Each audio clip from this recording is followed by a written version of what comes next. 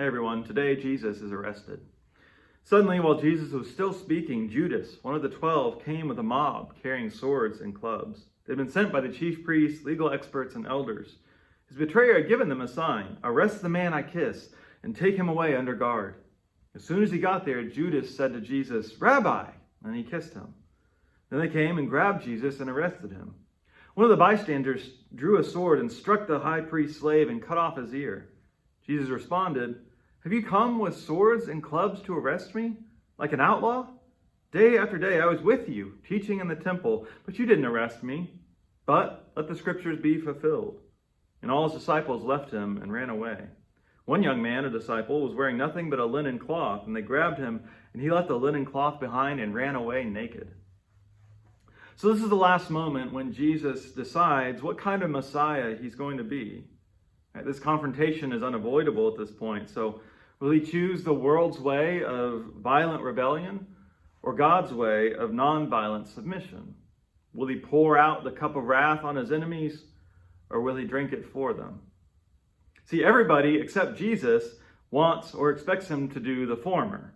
Right? Judas possibly was just trying to start a fight. He wasn't actually expecting Jesus to be arrested. That's one of the possibilities there.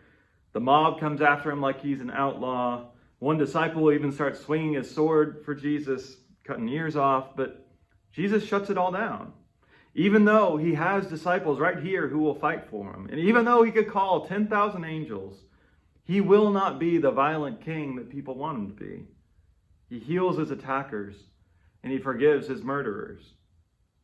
And when we finally realize that Jesus won't baptize our wars and revolutions and conquests that we do in his name, what do?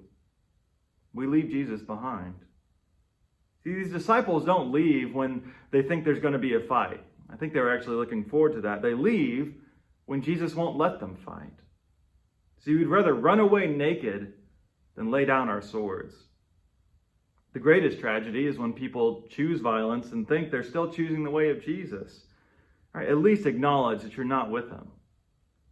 But Jesus, in those moments when we don't follow his way, he's never truly alone. Right? It's really all the male disciples that run away. A lot of his female disciples stick with him through the entire ordeal of his crucifixion. There have always been those who are willing to lay down their sword and take up the cross. And that is the only thing that has truly changed the world in Jesus' name. So, can you choose not to fight and not to flee? Can you choose to be faithful to the way of Jesus?